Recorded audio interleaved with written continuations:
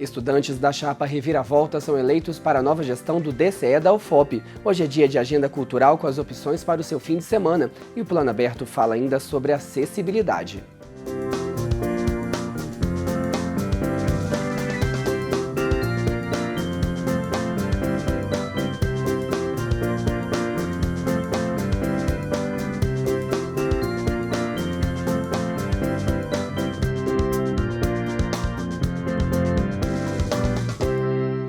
Olá! O Plano Aberto de hoje começa falando sobre acessibilidade. De acordo com o NEI, o Núcleo de Educação Inclusiva da Universidade Federal de Ouro Preto, no primeiro semestre letivo deste ano, a instituição registrou 71 estudantes que declararam possuir algum tipo de necessidade especial. Atualmente, as principais reivindicações desses alunos são por acessibilidade pedagógica e comunicacional, como material em braille, mapas em relevo e apoio de intérpretes. Para atender essas demandas, no ano passado foram destinados R$126 mil ao NEI. E para falar sobre acessibilidade na UFOP, eu converso agora com a coordenadora do NEI, Adriane Santana. Olá, Adriane, obrigado pela sua participação aqui no Plano Aberto. Obrigada a vocês. Adriane, a universidade hoje está preparada para atender professores, estudantes e servidores com deficiência? O que ela tem feito para atender a esse público?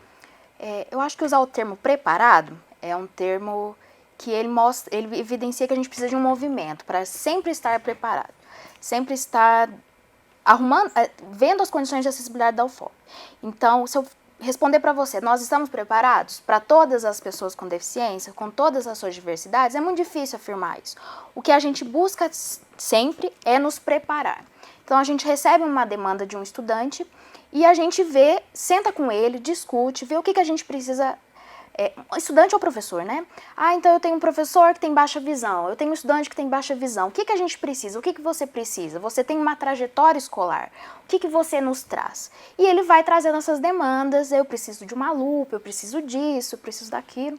E a gente nós buscamos nos adequar, sempre pensando em promover as questões de acessibilidade, que ele de fato participe e aprenda dentro da universidade. Então a gente sempre busca, é um ideal, né?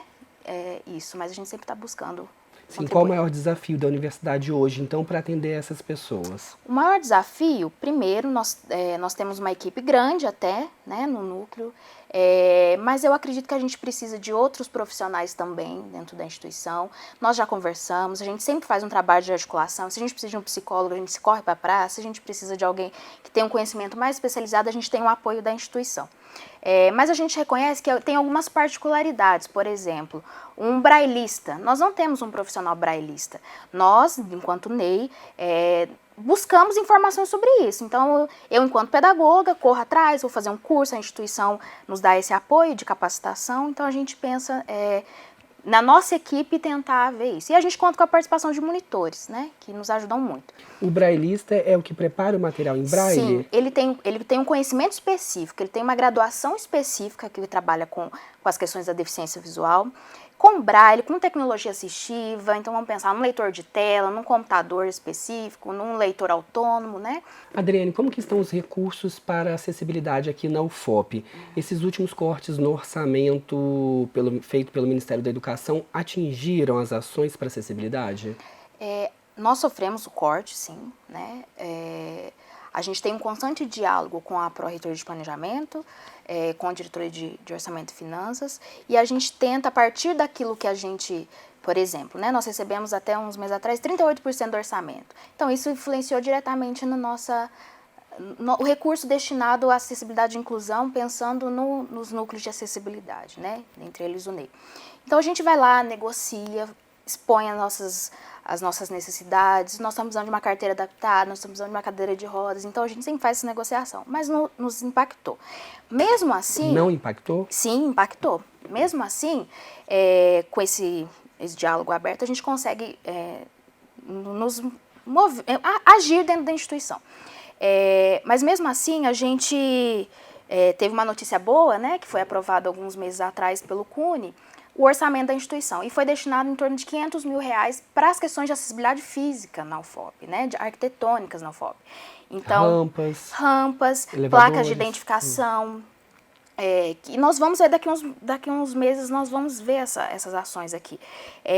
Rampa de travessia, né, dentro do campus, placa de educação que vai estar tanto em tinta, né, braille e alto relevo, e outros projetos que vão ser desenvolvidos dentro dessa instituição. Então, essas ações já estão certas? Sim, já estão, o recurso já foi destinado para isso, inclusive já começaram a mandar para os setores e-mails pedindo informações, né, para a gente fazer as placas, que isso é uma demanda, né, da instituição por identificação também. E aí tem um compromisso firmado junto ao Ministério Público, com a comunidade mesmo da UFOP, de que nos próximos 4 ou 5 anos esse recurso continue sendo investido. O NEI também realiza ações com pessoas não deficientes? Isso. A gente tem ações de formação, né? Um dos eixos do núcleo de trabalho é a acessibilidade, pensar na necessidade de formação, pensar formar as pessoas para ter o trato com essas questões. Então, a gente promove esses eventos, que não é só para surdo, a gente promove momentos de ir lá conhecer o NEI, momentos de capacitação dentro do NEI, o nosso ciclo de palestras que está acontecendo todos os meses, para atingir tanto a comunidade, as pessoas com deficiência e as pessoas sem deficiência também, que são interessadas nessas questões. Ok, obrigado pela sua participação aqui no Plano Aberto, Adriane. Eu agradeço, em nome da equipe do NEI, eu agradeço a todos vocês. E se você quiser conhecer mais o trabalho do Núcleo de Educação Inclusiva da UFOP, é só acessar o site nei.fop.br. Na última semana, mais de 3.000 alunos da UFOP dos campi de Ouro Preto, Mariana e João Monlevade votaram para escolher a nova composição do DCE, o Diretório Central dos Estudantes, que é a entidade representativa dos alunos dentro da universidade. A chapa Reviravolta foi a vencedora com 1.666 votos válidos. A nossa equipe conversou com um dos representantes para falar sobre as propostas da chapa. A Chapa 1, Reviravolta, foi eleita para conduzir as atividades do DCE da UFOP nos anos de 2016 e 2017. E para falar um pouco mais das propostas dessa nova gestão, eu converso agora com o diretor da chapa, Vitor Zambello. Vitor, quais são as principais propostas da chapa vencedora? Bem, a chapa Reviravolta vem com 3 eixos principais de luta.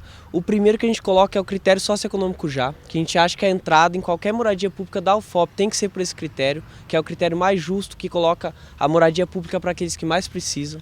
O segundo eixo, que é fora todos que atacam a educação, que a gente acha que o estudante tem que lutar independente da sigla partidária contra qualquer governo que vier atacar a universidade. Também o terceiro eixo, que é o combate a todas as opressões, qualquer forma de opressão, que a gente defende a criação de uma ouvidoria para julgar os casos, para dar punição exemplar, independente do cargo, se for pró-reitor, reitor, aluno, tem que ter punição exemplar nos casos de opressão dentro da universidade. Já existe um cronograma para botar em prática essas propostas? Bem, a gente vai realizar uma reunião da chapa no domingo. Estamos pensando ainda alguns esboços de como que vai ser, quais reuniões que a gente vai. Já pensamos as indicações estudantis para as reuniões institucionais, mas a gente ainda está meio que no processo de pensar a universidade, pensar as datas aí. E como que vocês pretendem discutir essas questões com a administração da UFOP? Bem, a gente pretende sim ouvir a administração da UFOP e ter reuniões com a reitoria e tudo mais, só que a gente, diferente das outras gestões, a gente não vai aceitar aquele diálogo de cima para baixo. Se a reitoria vier colocando demissão de terceirizados, cortes no restaurante universitário, corte em bolsas estudantis, a gente vai chamar os estudantes, mobilizar e lutar contra isso, lutar frente a isso, porque a gente não aceita mais reitorias que só repassam os cortes do governo federal. Como que será o diálogo com os estudantes? Bem, o que a gente vem pensando é fazer rodas de conversa em todos os institutos, também por cursos e centros acadêmicos, que a gente acha que é o momento de realmente mobilizar todo mundo, chamar estudante para perto, falar vem construir junto com a gente, vem ser parte dessa reviravolta na UFOP, e aí sim passando de institutos, estudante por estudante, panfletagens, meio que no sentido que foi nossa campanha, construir com força junto com eles, para aí colocar a nossa voz, fazer com que a voz dos estudantes seja ouvida. Ok, Vitor, muito obrigado pela participação. E outras informações e propostas da chapa você encontra no site facebook.com/chapa1 Reviravolta UFOP. Já sabe o que vai fazer no fim de semana? Confira as opções com Lucas Santos. Será realizada nesta quinta-feira, na Galeria de Arte do GLTA, a abertura da exposição de Santos e Bordados da artista Fanny Bracher. A mostra é gratuita e traz uma série de bordados sobre as memórias e experiências da artista, com as imagens dos santos que serão apresentados na sala Ivan Marchetti. A visitação pode ser feita de segunda a sexta, de 9 da manhã ao meio-dia e de 2 às 6 da tarde. Aos sábados, as visitas serão permitidas no horário de 9 ao meio-dia.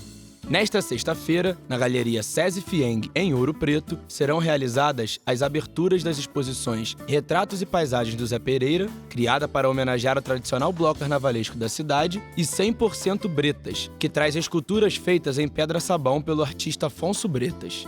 As mostras são gratuitas e o horário disponível para visitação é de segunda a domingo, das 9 da manhã às 7 da noite. Tem início nesse fim de semana o Mimo Festival 2016. Com atrações internacionais, o circuito percorre esse ano as cidades de Tiradentes, Ouro Preto, Paraty, Rio de Janeiro e Olinda. O evento é o maior festival gratuito de música instrumental do país e chega em sua 13ª edição.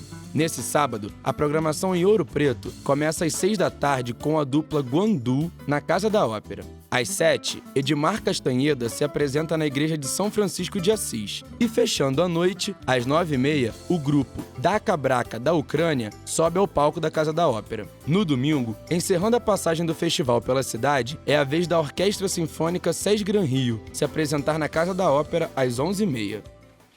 E a gente fica por aqui. Obrigado pela companhia e até o nosso próximo encontro.